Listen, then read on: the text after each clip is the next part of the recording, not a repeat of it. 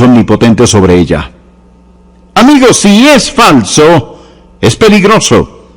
Y el mundo está lleno de doctrinas peligrosas. Pedro advierte sobre los maestros falsos.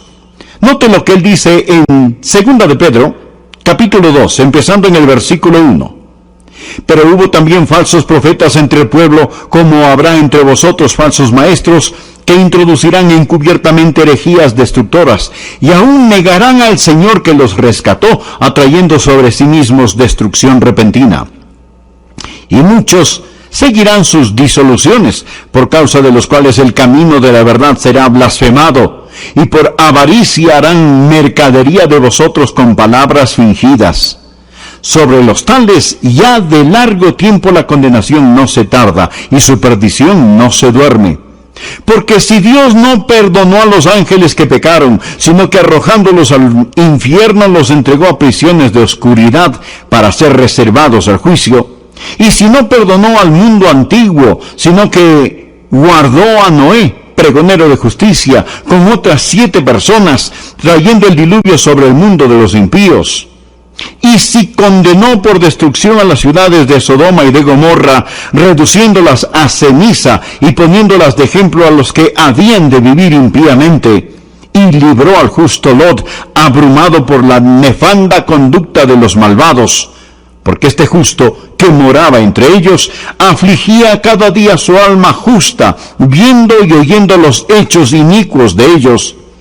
Sabe el Señor librar de tentación a los piadosos y reservar a los injustos para ser castigados en el día del juicio. Amigo, es pecado mentir. Y todos estamos de acuerdo con eso. Es malo decir una mentira y aún peor es enseñar una mentira. Pero es monstruoso enseñar una mentira acerca de Dios. No hay crimen más grande que el ser un falso profeta maestro. Dios no lo toma ligeramente. De hecho, en el Antiguo Testamento, bajo la teocracia, Dios dijo en Deuteronomio capítulo 18, versículo 20, dijo lo siguiente: el profeta que tuviera la presunción de hablar palabra en mi nombre, a quien yo no le haya mandado hablar, o que hablar en nombre de dioses ajenos, el tal profeta morirá. Esto haría que muchos renunciaran a sus puestos hoy en día, ¿no es cierto? Tal profeta morirá. Dios odia las mentiras enseñadas acerca de él. Por ello el mensaje de hoy no va a ser un mensaje feliz, mas es un mensaje necesario, porque le diré que el mundo está lleno de doctrinas peligrosas, y esa es la razón por la que he decidido que estudiemos 2 de Pedro. Espero que no me acuse de ser intolerante, mas espero que usted entienda que lo que trato es de basarme en la Biblia y sonar la alarma al hablar sobre cómo desenmascarar a los falsos profetas. Permítame poner 3 puntos importantes en su corazón. Primer punto, usted necesita reconocer la presencia del falso profeta. Necesita reconocer su presencia. Por favor, miremos el versículo 1. Pero hubo también falsos profetas entre el pueblo, como habrá entre vosotros falsos maestros. Simplemente dése cuenta de su presencia. No piense que no existen, siempre han existido.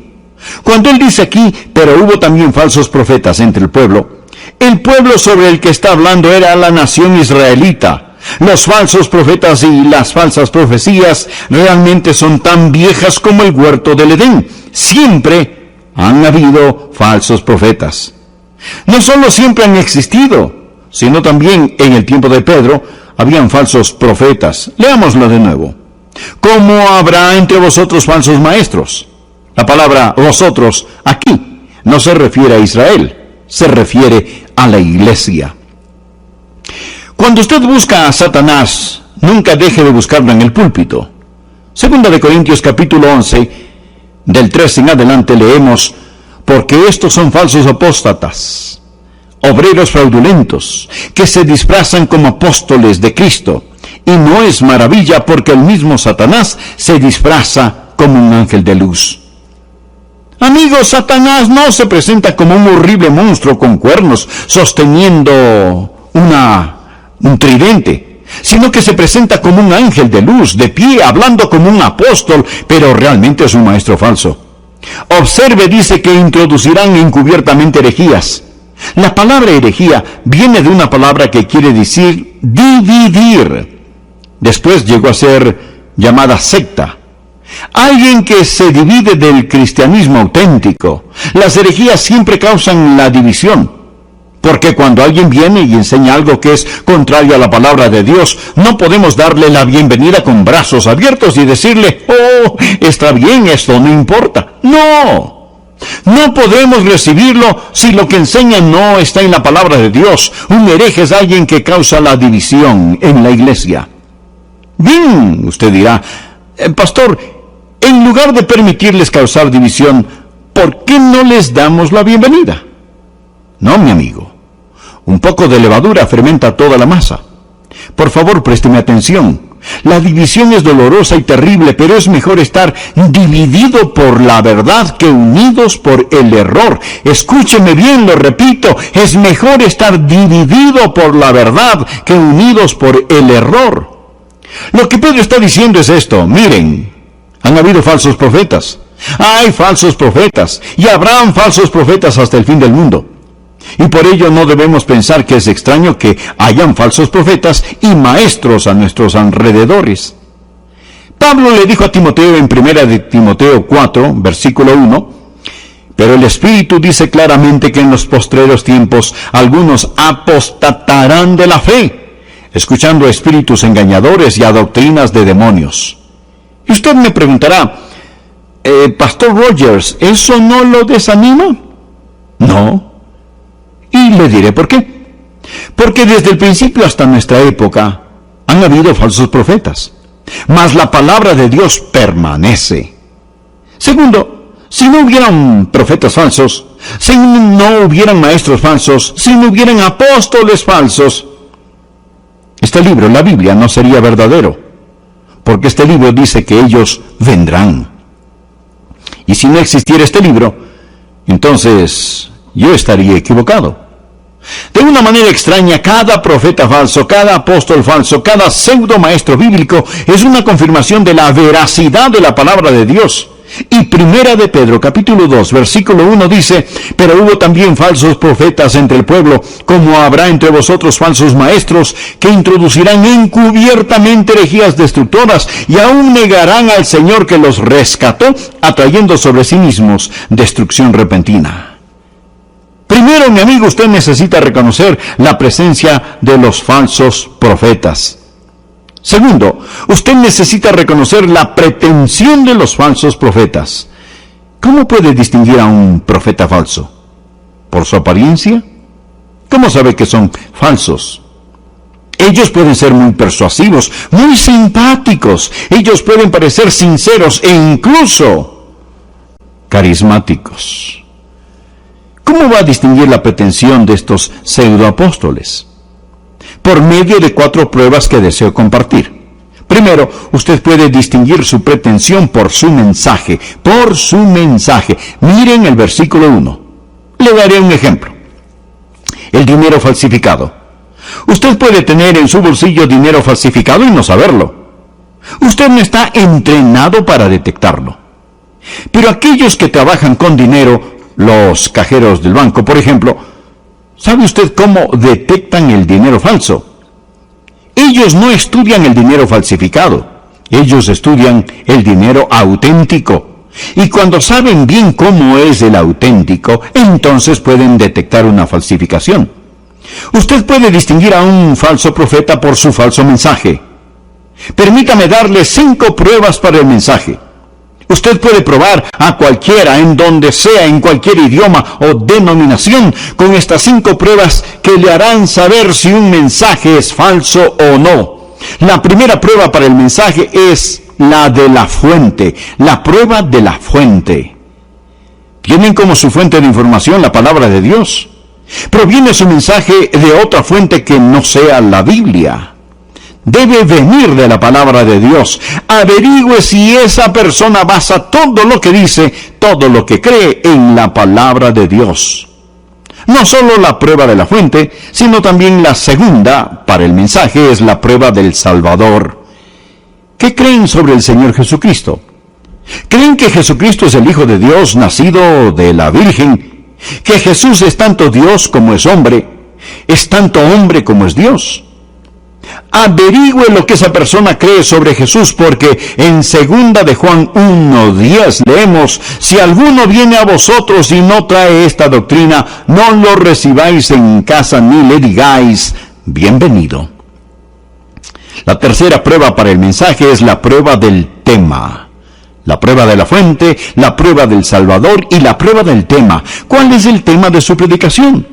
Es decir, predican el Evangelio de Jesucristo, que Cristo murió por nuestros pecados, que fue sepultado y que resucitó al tercer día. Predican el Evangelio Salvador de Jesucristo. Con unas cuantas preguntas puede averiguar si esa persona en su puerta, o esa persona en el púlpito, o en ese programa de la televisión, enseña como tema principal a Jesús. ¿Cuál es el tema de su mensaje? La cuarta prueba para el mensaje es la prueba de la salvación. ¿Cómo dice que usted se salva? ¿Enviándole dinero o por algunas buenas obras que pueda hacer? ¿Está centrado su mensaje en el hombre o en Dios? Amigo, si no es exclusivamente salvación por la gracia por medio de la fe, en solo Cristo, como lo dice Efesios 2:8, esta persona es un profeta falso, la prueba de la salvación. La quinta prueba para el mensaje es la prueba de la santificación. ¿Vive esa persona una vida limpia, pura, piadosa, santa, y enseña a otros a hacer lo mismo? Los profetas falsos pueden pasar 1 o 2 o 3 de estas pruebas. Ellos pueden decir: sí, nosotros creemos que la Biblia es la palabra de Dios. O pueden decir: sí, creemos en la plena deidad de Cristo. Pero con estas 5 pruebas, anótelas en su Biblia, se dará cuenta si son profetas falsos. ¿Cómo puede reconocer su pretensión? Primero, por su mensaje. Segundo, usted puede reconocer su pretensión por su método. Por favor, leamos de nuevo el versículo 1. Que introducirán encubiertamente herejías destructoras. Mire la palabra encubiertamente. Esta significa traer en secreto. Realmente la palabra tiene la idea de poner algo al lado de otra cosa, poner algo bueno al lado de algo que es malo. Muy pocos maestros y profetas falsos negarán por completo el cristianismo. De hecho, algunos afirmarán lo que usted y yo creemos. Ellos dirán: sí, creemos que Jesucristo es el Hijo de Dios. O dirán: sí, creemos que la Biblia es la palabra de Dios. Y aún podrán decir: sí, debemos vivir vidas buenas, piadosas, llenas de Cristo, y cosas por el estilo. Y luego encubiertamente ponen al lado de eso su doctrina. Amigos, el diablo es muy astuto. La Biblia dice que él es astuto más que todos los animales del campo. El diablo ha enseñado al comercio cómo vender cerveza y cigarrillos. ¿Qué es lo que predominantemente se ve en un anuncio de cerveza? La alegría, la diversión, la belleza, la juventud. ¿Lo ven? Ellos toman su producto y lo ponen al lado de todas estas cosas. ¿Y qué de los cigarrillos? ¿Ve usted un comercial de un hombre que está fumando un cigarrillo, pero que lo hace en una sala de un hospital porque está canceroso? ¡Claro que no! Usted lo ve en un caballo bien bronceado y musculoso. Efectivamente, usted ve que ellos toman su producto y lo ponen al lado de otra cosa, para que por la asociación usted piense que su producto es muy bueno. El diablo es muy astuto. Él hace exactamente lo mismo en el reino de la religión. Miremos el versículo 3. Y por avaricia harán mercadería de vosotros con palabras fingidas. Y note por favor la palabra fingida. ¿Sabe lo que significa en el griego? La palabra es plastos. Es de donde viene la palabra plástico. Palabras plásticas. ¿Y qué es el plástico? Plástico es algo que usted puede moldear y ajustar a casi cualquier situación. Es algo que se parece a lo real. Usted puede tener cuero de plástico que parece como cuero legítimo. Y este es el método de Satanás. Ese es el tipo de palabras que usan, plastos, palabras fingidas. Ellos vienen encubiertamente con palabras plásticas, estos pseudoapóstoles que según ellos enseñan la palabra de Dios. Son tan astutos. El diablo usa nuestras palabras, pero con su diccionario. Estaba hablando con un profesor de la Biblia de una universidad muy conocida. Lo acababa de conocer. Entablamos una conversación. La estábamos pasando muy bien hasta que de repente olí una rata. Algo andaba mal. Le dije, permítame hacerle una pregunta. ¿Cree que Jesucristo salió de la tumba? Y me contestó, no. ¡Qué bribón! Él es un mentiroso, un pseudoapóstol que usa nuestras palabras, pero con su diccionario, palabras fingidas, palabras plásticas. Ellos harán mercadería de usted, es decir, lo explotarán. Usted reconocerá su pretensión, primero por su mensaje. Usted reconocerá su pretensión, número 2, por su método. Usted reconocerá su pretensión por su manera. Mire el versículo 2. Y muchos seguirán sus disoluciones. ¿Lo ve usted? Disoluciones. ¿Qué significa? Amigo, significa lujuria desenfrenada. Significa prácticas vergonzosas. ¿Sabía que la apostasía e inmoralidad siempre van juntas? El libro de Judas, cuyo libro es muy parecido a Segunda de Pedro, dice en el versículo 4, porque algunos hombres han entrado encubiertamente, los que desde antes, habían sido destinados para esta condenación, hombres impíos, que convierten en libertinaje la gracia de nuestro Dios. La palabra libertinaje aquí significa lujuria desenfrenada. Ellos toman la palabra de gracia y agregan el pensar de que la gracia significa que usted puede vivir de cualquier manera, de hacer todo sin ningún problema, convirtiendo la gracia de nuestro Dios en libertinaje y negando al único Dios y a nuestro Señor Jesucristo. Los falsos profetas siempre van unidos a la inmoralidad. Jeremías capítulo 23, versículo 14 dice, y en los profetas de Jerusalén he visto torpezas, cometían adulterios y andaban en mentiras y fortalecían las manos de los malos para que ninguno se convirtiera de su maldad. Me fueron todos ellos como Sodoma y sus moradores como Gomorra. Amigo, hay algo sobre ellos. Yo no puedo explicárselo, mas cuando usted encuentre al profeta falso, tarde o temprano, casi siempre, usted dará con una grotesca inmoralidad. Por supuesto que hoy tenemos gran cantidad de predicadores en los púlpitos diciendo que lo que se practicaba en Sodoma y Gomorra era correcto. Por ello, simplemente observen su estilo de vida. Ellos están viviendo vidas inmorales. Bien. Mírelo de nuevo en el versículo 2, y muchos seguirán sus disoluciones o prácticas vergonzosas. Mira, hay mucha gente que así es como lo quieren. Mucho les digas a las personas el domingo por la mañana que son pecadoras. No lo hagas, porque no regresarán. Averigua cuáles son sus necesidades y predícales cosas suaves. Diles lo que quieren escuchar. ¿Qué le parece? La revista El Cristianismo de hoy publicó las palabras de un conocido predicador. Escuche lo que dijo.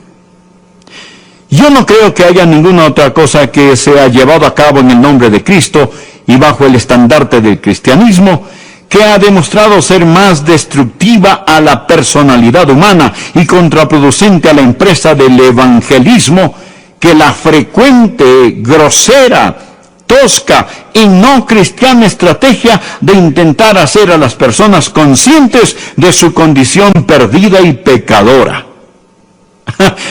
¿Lo escuchó? Yo creo que debo leérselo de nuevo.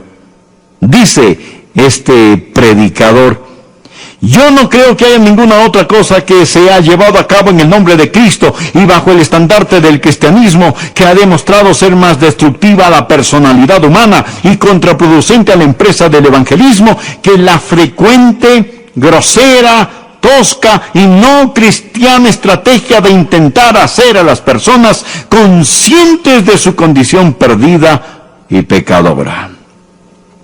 En otras palabras, no les diga a las personas que están perdidas.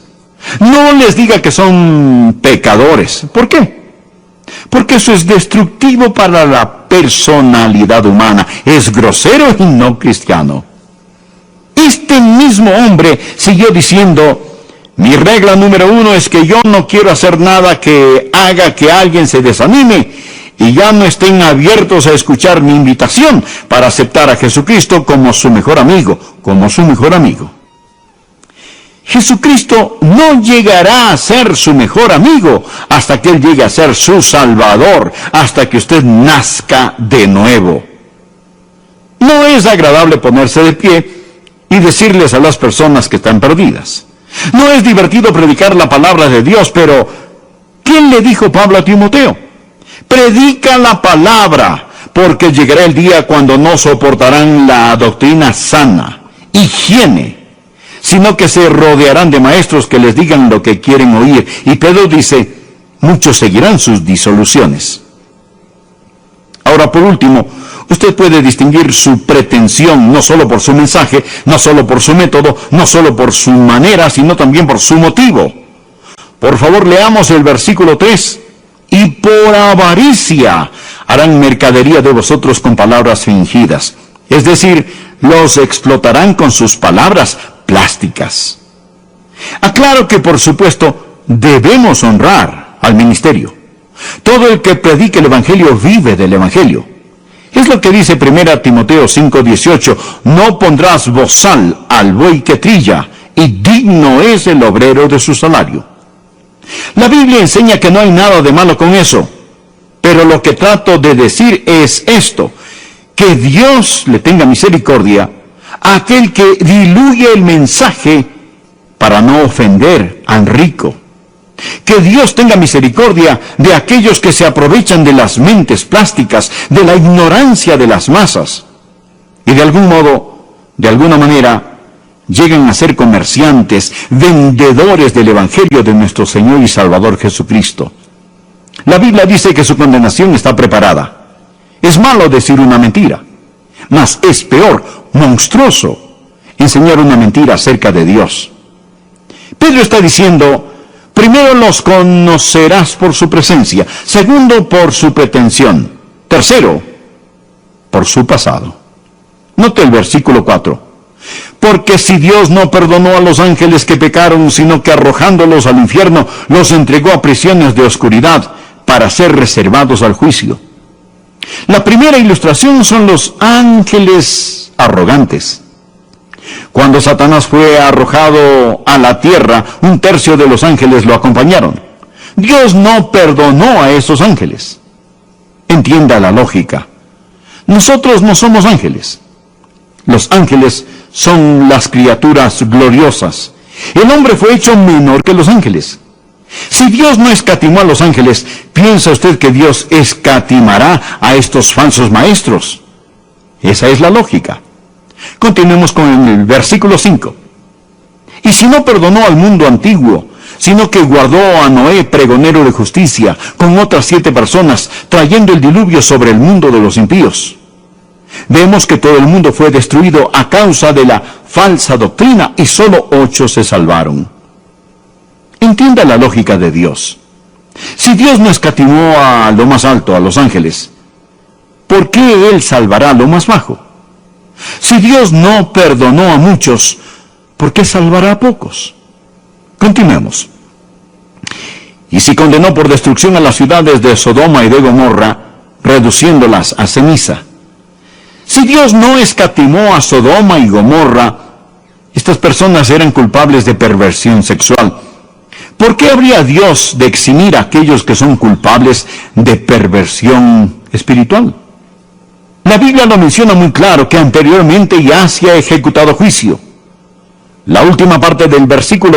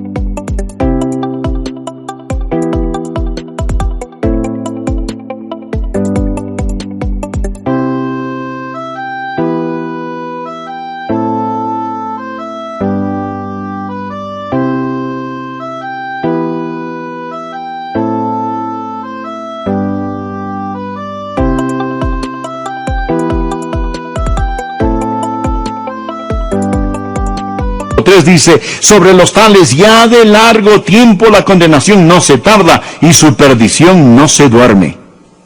Lo que esto significa es que ya se dictó sentencia, mas aún no se ha ejecutado, pero sí será. Y Dios nos da un ejemplo en este pasaje.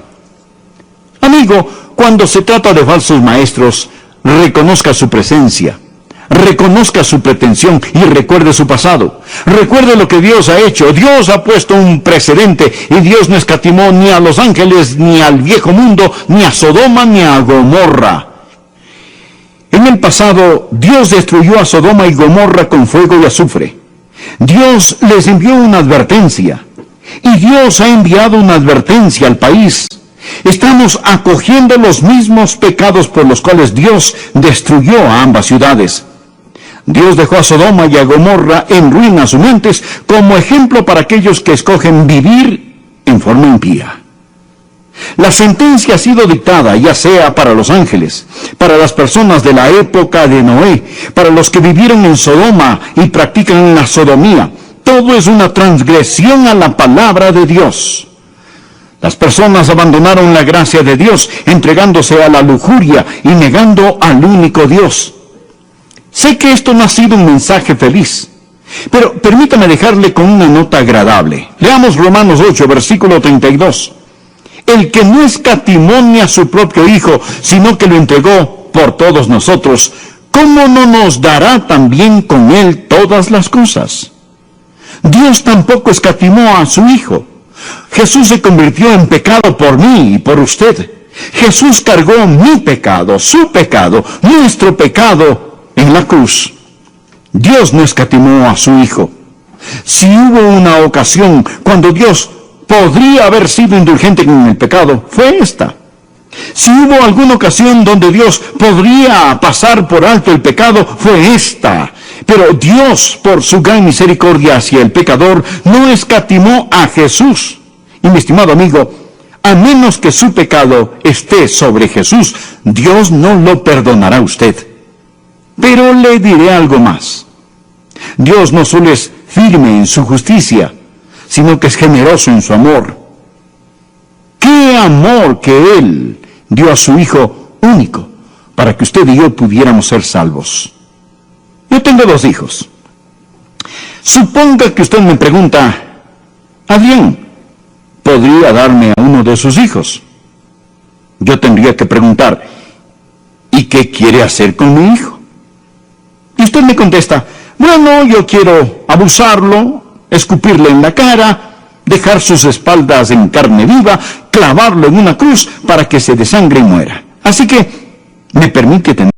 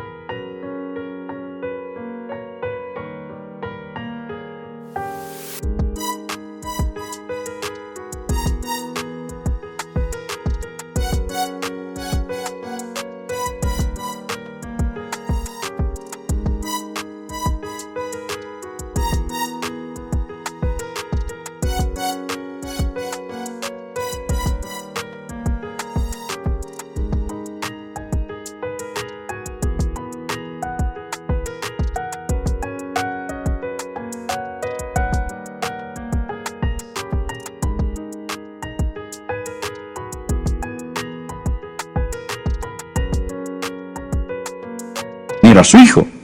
¿Me ama usted lo suficiente para darme a su hijo? ¿Qué piensa que yo diría? No, yo no lo amo a usted lo suficiente. Pero Dios de tal manera amó al mundo, que ha dado a su Hijo unigénito para que todo aquel que en Él cree no se pierda, mas tenga vida eterna. Dios no solo es firme en su justicia, sino que es generoso en su amor. Dios le ama. Y le prometo bajo la autoridad de la palabra de Dios que si usted ve cómo Dios aborrece el pecado y se arrepiente de su pecado, entregándose a Cristo, Él le salvará y le perdonará todos sus pecados. Cristo entrará en su corazón, Él le hará una nueva criatura y cuando usted muera, Él le llevará directamente al cielo. Estimado amigo, ¿es usted salvo? No le estoy preguntando si es usted católico, bautista, metodista o cosas por el estilo. Lo que quiero decir es que usted necesita saber sin lugar a dudas que se ha arrepentido de sus pecados y que ha recibido a Cristo como su Salvador personal. Le invito a orar de la siguiente manera. Amado Dios, sé que soy un pecador. Sé que tú me amas y deseas salvarme. Jesús, creo que tú eres el Hijo de Dios, quien murió en la cruz para pagar por mis pecados. Creo que Dios